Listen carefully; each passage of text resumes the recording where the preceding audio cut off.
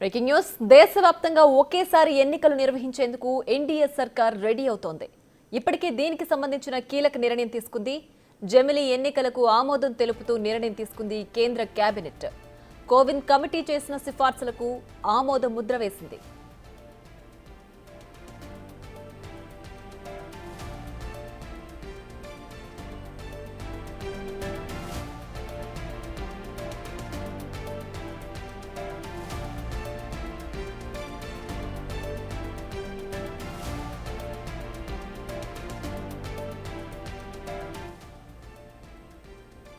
కేంద్ర ప్రభుత్వం జమిలీకే మొగ్గు చూపుతుండటంతో దీనికోసం ఉన్న అడ్డంకులన్నీ తొలగించేందుకు రెడీ అవుతోంది ఎన్డీఏ సర్కార్. పార్లమెంటు నుంచి పంచాయతీ ఎన్నికలు అన్ని ఒకేసారి నిర్వహించేందుకు రెడీ అవుతోంది. కేంద్ర కేబినెట్ ఆమోదం తెలపడంతో ఇప్పుడు ఈ బిల్లు పార్లమెంటు ముందుకు రానుంది.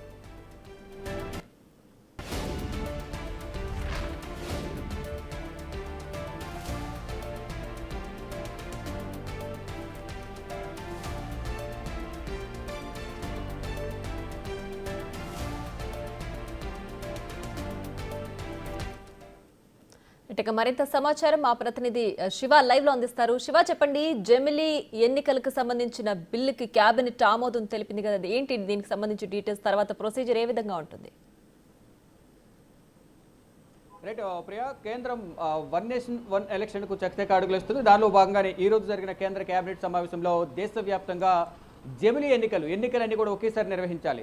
మీరు అన్నట్లుగా పార్లమెంట్ ఎన్నికల నుంచి పంచాయతీ ఎన్నికల వరకు, ముందు పార్లమెంట్ ఎన్నికలు, తర్వాత ఇటు అసెంబ్లీ, పంచాయతీ ఎన్నికలు, ఈ మూడు కూడా ఒకేసారి నిర్వహించాలి అనేది ప్రధానంగా కేంద్ర ప్రభుత్వం భావిస్తుంది. దానిలో భాగంగానే 2023లో మాజీ రాష్ట్రపతి రామ్నాథ్ కోవింద్ ఆధ్వర్యంలో ఒక కమిటీని ఏర్పాటు చేశారు. 9 మంది సభ్యులతో రామ్నాథ్ కోవింద్ చైర్మన్గా, అలాగే మెంబర్స్గా కేంద్ర హోంమంత్రి అమిత్ షా, ఇతర శాఖలకు సంబంధించిన పలువురు కీలక సభ్యులు దీంట్లో మెంబర్స్గా ఉన్నారు. వారందరూ కూడా సంవత్సరం పాటు 2023 నుంచి మార్చి నెల వరకు కూడా దేశవ్యాప్తంగా పర్యటించి అన్ని రాజకీయ పార్టీలతో సంప్రదింపులు జరిపి సాధ్యాసాధ్యాల గురించి వారితో చర్చలు జరిపిన తర్వాత మొత్తం 47 పార్టీలతో చర్చలు జరిపితే దాంట్లో దాదాపు 32 పార్టీలు అనుకూలంగా, 15 పార్టీలు వ్యతిరేకంగా వారి యొక్క అభిప్రాయాన్ని వ్యక్తపరిచాయి. దాంట్లో దాదాపు ఎన్డీఏ కూటమికి సంబంధించిన పార్టీలన్నీ కూడా ఒకేసారి ఎన్నికలు నిర్వహించడం ద్వారా ఖర్చు కూడా తగ్గుతుంది అనేది ఇటు బీజేపీకి సంబంధించిన మిత్రపక్షాలు కానీ ఎన్డీఏ కూటమికి సంబంధించిన పార్టీలన్నీ కూడా ఏకాభిప్రాయం వ్యక్తం చేస్తాయి అనుకూలంగా. ఇక వ్యతిరేకంగా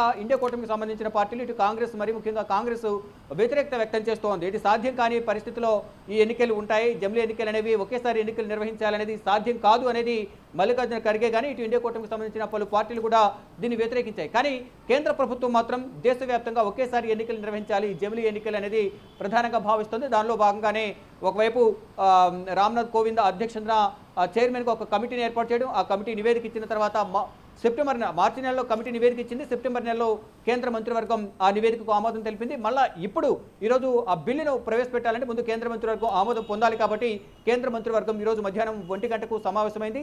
2 గంటల తర్వాత ఈ సమావేశం అనేది ముగిసింది.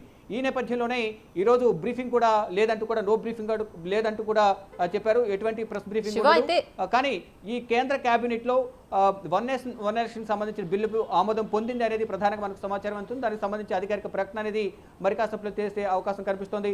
ఈ ఆమోదం పొందిన బిల్లును పార్లమెంట్ ఉభయ సభల్లో, అంటే ఈ పార్లమెంట్ సెషన్లో పెడతారా, నెక్స్ట్ పార్లమెంట్ సెషన్లో పెడతారా చూడాల్సింది. ప్రియా, చెప్పండి. రైట్ శివ, అయితే జమిలీ ఎన్నికలకు ముందు నుంచి కూడా విపక్షాలు, ఇండియా కూటమి నేతలు కూడా, ఖర్గే కూడా దీనికి వ్యతిరేకత చూపుతూనే ఉన్నారు. ఇది అసలు అసాధ్యమైన పని, ఇది జరగని పని అని చెప్పి. ఇప్పుడు కేబినెట్ దీనికి గ్రీన్ సిగ్నల్ ఇవ్వడం అంటే దీని తర్వాత ఎలాంటి అడ్డంకులు ఉండే అవకాశం ఉంది? ఎప్పటికీ ఇది కంప్లీట్గా ఆచరణలోకి వచ్చే ఛాన్స్ ఉండొచ్చు? రైట్, ఇప్పుడు ఈరోజు ఇది కేంద్ర మంత్రివర్గం బిల్లుకు, వన్ నేషన్ వన్ ఎలక్షన్ బిల్లుకు ఆమోదం తెలిపింది. కాబట్టి నెక్స్ట్ అనేది ఇటు పార్లమెంట్ ఉభయ సభల్లో ఆమోదం పొందాల్సి ఉంటుంది. అంటే ఇంట్రడ్యూస్ చేసిన తర్వాత మళ్ళీ పార్లమెంట్ ఉభయ సభల్లో ఈ బిల్లును ప్రవేశపెట్టిన తర్వాత జాయింట్ పార్లమెంటరీ కమిటీ, జేపీసీ ఒకటి కమిటీ ఏర్పాటు చేస్తారు. ఆ కమిటీలో కూడా వివిధ పార్టీలకు సంబంధించిన మెంబర్స్ను, ఎవరైతే ఎంపీలు ఉన్నారో, ఇటు రాజ్యసభ కానీ లోక్సభలకు సంబంధించిన ఎంపీలు ఎవరైతే ఉంటారో అన్ని పార్టీలకు సంబంధించిన మెంబర్స్ను దాంట్లో కమిటీలో మెంబర్స్గా ఏర్పాటు చేస్తారు. వారందరూ కూడా మళ్ళీ సమావేశమై అందరి అభిప్రాయాలు సేకరించిన తర్వాత ఈ బిల్లుకు సంబంధించి, అంటే గతంలో ఏదైతే వక్ఫ్ బోర్డు బిల్లు ఏదైతే ఉందో దానికి ఏ విధంగా జేపీసీ ఏర్పాటు చేస్తారో దీనికి కూడా ఒక జేపీసీ జాయింట్ పార్లమెంటరీ కమిటీని ఏర్పాటు చేసి దాంట్లో అందరి అభిప్రాయాలు తీసుకుంటారు. సాధ్యాసాధ్యాలకు సంబంధించి వారందరూ కూడా మరోసారి చర్చిస్తారు. చర్చించిన తర్వాత మళ్ళా అంటే ఒకవేళ పార్లమెంట్లో ఆమోదం పొందినప్పటికీ కూడా ఆ రాష్ట్రాలకు సంబంధించిన అసెంబ్లీలు కూడా ఇది ఆమోదం పొందాల్సి ఉంటుంది. అంటే ఇప్పటికే 32 పార్టీలు ఆమోదం తెలిపాయి కాబట్టి ఆ రాష్ట్రాల అసెంబ్లీలు కూడా ఆమోదం పొందే అవకాశం కూడా డెఫినెట్గా కనిపిస్తుంది. ఒకవేళ ఆమోదం తెలిపిన తర్వాత పార్లమెంటు ఈ ఎన్నికలు ఎప్పుడు నిర్వహించాలి అనే దానిపై మాత్రం ప్రధానంగా కొంత ఊహాగానాలు వ్యక్తమవుతున్నాయి. అంటే 2022, 27, 29 అనే దానిపై కూడా కొన్ని ఊహాగానాలు వ్యక్తమవుతున్నాయి. మ్యాక్సిమం 2029లోనే నిర్వహించే అవకాశం అయితే ప్రధానంగా కనిపిస్తున్నట్లు మనకు సమాచారం అయితే అందుతోంది. ఈ జమిలీ ఎన్నికల ద్వారా త్వరితగతిన నిర్వహిస్తే మాత్రం కొన్ని రాష్ట్రాల్లో ఆ ప్రభుత్వాలు త్వరితగతిన వారి యొక్క ప్రభుత్వం పడిపోయే అవకాశం అయితే కనిపిస్తోంది. అంటే ఇప్పుడు ఒకవేళ 2027లో నిర్వహిస్తే కనుక ఇటు హర్యానా, మహారాష్ట్ర, ఆంధ్రప్రదేశ్, తెలంగాణ ఇటీవల జరిగిన ఎన్నికలు ఏవైతే ఉన్నాయో జార్ఖండ్ ఈ రాష్ట్రాలకు సంబంధించిన ప్రభుత్వాలు కొత్తగా ఏర్పడ్డాయి కాబట్టి వారికి కొంత ఇబ్బంది ఏర్పడే అవకాశం ఉంది. త్వరగా ప్రభుత్వాలు మళ్ళా ఎన్నికలకు వెళ్లాల్సిన అవకాశం ఉంటుంది. కానీ ఇదంతా కూడా బేరీజు వేసుకుని ఎవరికి నష్టం జరగకుండా కొత్తగా వచ్చిన ప్రభుత్వాలకు ఎటువంటి నష్టం వాటిల్లకుండా ఈ ఎన్నికలకు సంబంధించి నిర్ణయాలు తీసుకునే అవకాశం కనిపిస్తుంది. మరొకవైపు ఇప్పుడు ఢిల్లీ ఎన్నికలు కూడా రాబోతున్నాయి. ఢిల్లీ ఎన్నికలకు సంబంధించి కూడా మళ్ళీ కొత్త ప్రభుత్వం వస్తుంది. మళ్ళీ వెంటనే ఎన్నికలంటే ఆ రాష్ట్ర ప్రభుత్వం ఒప్పుకునే అవకాశం ఉండదు. ఈ నేపథ్యంలోనే అందరి అభిప్రాయాలను మరొకసారి పరిగణలోనికి తీసుకుని 27, 29 మ్యాక్సిమం 29లోనే మళ్ళీ ఈ జమిలీ ఎన్నికలు వచ్చే అవకాశం కనిపిస్తుంది. అప్పటికి 29 అంటే అప్పటికి 1 సంవత్సరం లేదా 8 నెలలు 9 నెలలు ప్రభుత్వం పదవీ కాలం అనేది ప్రభుత్వ అసెంబ్లీ గడువు అనేది ఉంటుంది కాబట్టి వారి అభిప్రాయాలు తీసుకుని ఎవరికి ఇబ్బంది కాకుండా అందరితో చర్చించి ఫైనల్గా నిర్ణయం తీసుకునే అవకాశం అయితే కనిపిస్తుంది.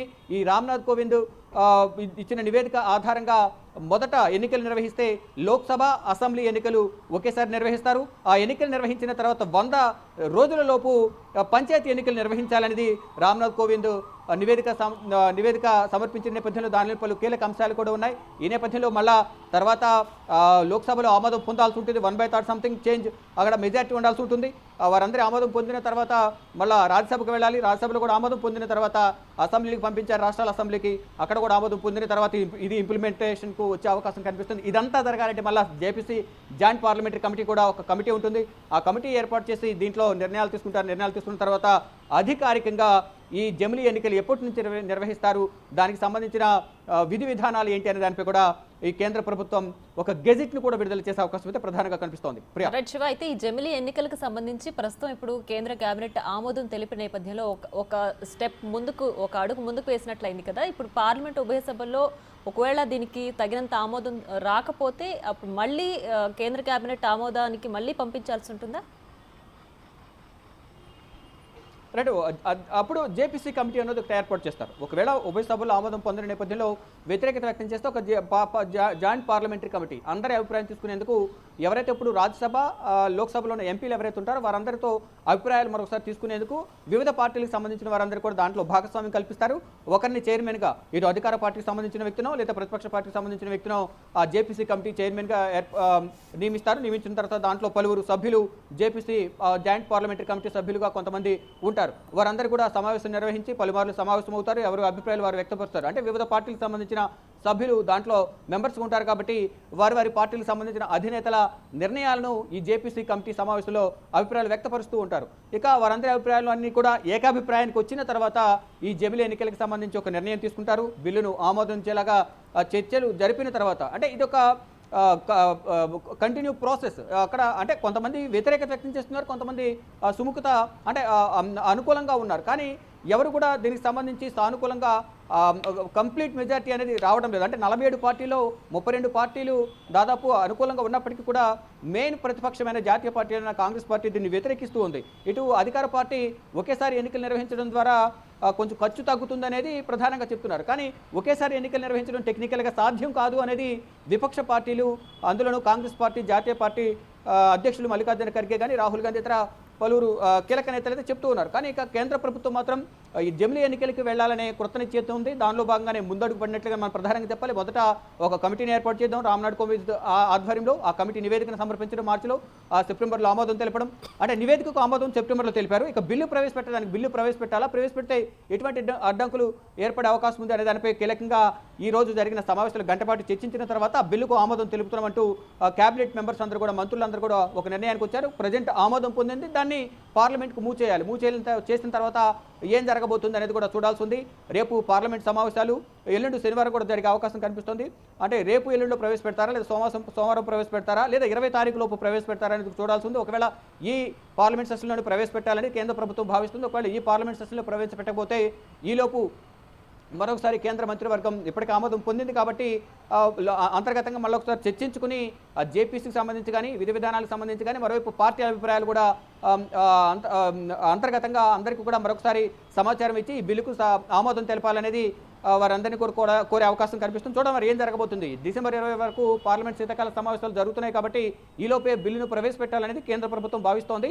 ఈలోపే ప్రవేశపెట్టి జేపీసీ కమిటీ కూడా ఏర్పాటు చేస్తే ఈలోపు ప్రక్రియ ప్రారంభమవుతుంది, కొనసాగుతుంది. కాబట్టి ఆ దిశగా కూడా అడుగులు వేసేందుకు కేంద్ర ప్రభుత్వం యోచిస్తోంది. చూడాలి మరి ఏం జరగబోతోంది. ఈ రోజు కేంద్ర కేబినెట్ ఆమోదం తెలిపింది. జమిలీ ఎన్నికలకు సంబంధించి కేంద్ర ప్రభుత్వం బిల్లును ఉభయ సభలో ప్రవేశపెట్టాల్సి ఉంది కాబట్టి ఎప్పుడు ప్రవేశపెడుతుందో అనేది కూడా మనకి అధికారికంగా తెలియాల్సి ఉంది. Priya. Right Shiva, thanks for the updates.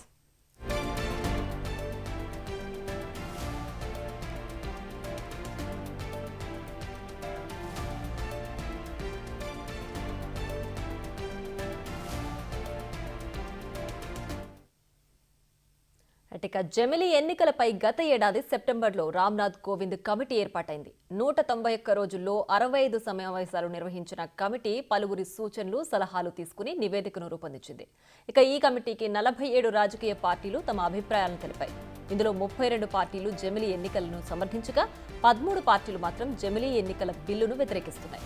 జమిలీకి జైకొట్టిన పార్టీలు వనరులను ఆదా చేయడం, సామాజిక సామరస్యాన్ని కాపాడడం, ఏకకాలంలో దేశం అభివృద్ధి జరగడం సాధ్యపడతాయని అంటున్నాయి. వ్యతిరేకిస్తున్న పార్టీలు మాత్రం జమిలీలో లోపాలను చూపిస్తున్నాయి. జమిలీ వల్ల గడువులోపే ప్రభుత్వాలు పడిపోయే అవకాశం ఉందని వాదిస్తున్నాయి. అవిశ్వాసం ఎదుర్కొనే ప్రభుత్వాల విషయంలోనూ ఇది జరగొచ్చని అంటున్నాయి. అంతేకాదు జమిలీ నిర్వహణకు భారీగా సిబ్బంది, ఈవీఎంలు, వీవీప్యాట్లు అవసరమని గుర్తు చేస్తున్నాయి.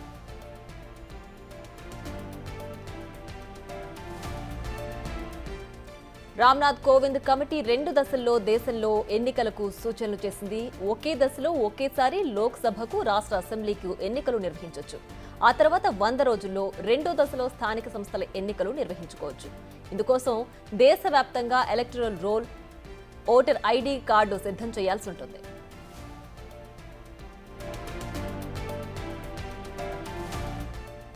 గతంలో భారత్లో 1951, 1952లో లోక్సభ, అన్ని రాష్ట్రాల అసెంబ్లీలకు ఏకకాలంలో మొట్టమొదటి సాధారణ ఎన్నికలు జరిగాయి. ఆ తర్వాత ఆయా రాష్ట్రాల్లో అసెంబ్లీలు, పార్లమెంటు రద్దు లాంటి పరిస్థితులతో ఎన్నికల పరిస్థితి మారింది.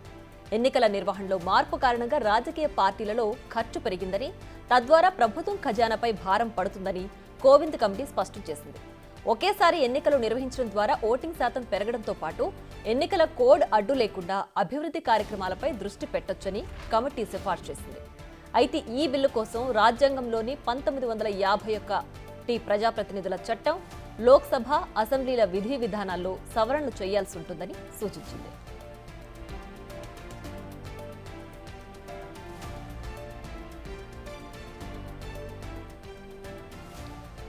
మొత్తంగా ఒకే దేశం, ఒకే ఎన్నిక నిర్వహించాలంటే ముందుగా రాజ్యాంగానికి 6 సవరణలు చేపట్టాల్సింది. ఇందుకు 6 బిల్లులు ప్రవేశపెట్టాల్సింది.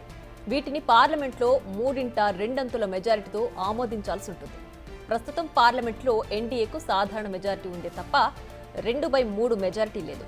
రాజ్యసభలో 145 సీట్లుండగా ఎన్డీఏ బలం 112 మాత్రమే. ప్రతిపక్షాలకు 85 సీట్లున్నాయి. రాజ్యాంగ సవరణ బిల్లులో ఆమోదం పొందాలంటే 164 ఓట్ల అవసరం ఉంది. లోక్సభలో మొత్తం 545 స్థానాలుండగా ఎన్డీఏకు 292 సీట్లే ఉన్నాయి. 2/3 మెజారిటీ అంటే 364 మంది సభ్యుల మద్దతు అవసరం ఉంటుంది. ఇక్కడ చిన్న మెలిక కూడా ఉంది. మొత్తం సభ్యులను పరిగణలోకి తీసుకోకుండా సభకు హాజరై ఓటు వేసిన వారిలో 2/3% మెజారిటీ సరిపోతుందన్న నిబంధన ఉండడంతో చివరి నిమిషంలో అనూహ్యమైన పరిణామాలకు కూడా అవకాశం ఉంటుంది. మరి ఈ బిల్లు ముందున్న సవాళ్లను మోడీ సర్కార్ ఏ విధంగా ఛేదిస్తుందో చూడాలి.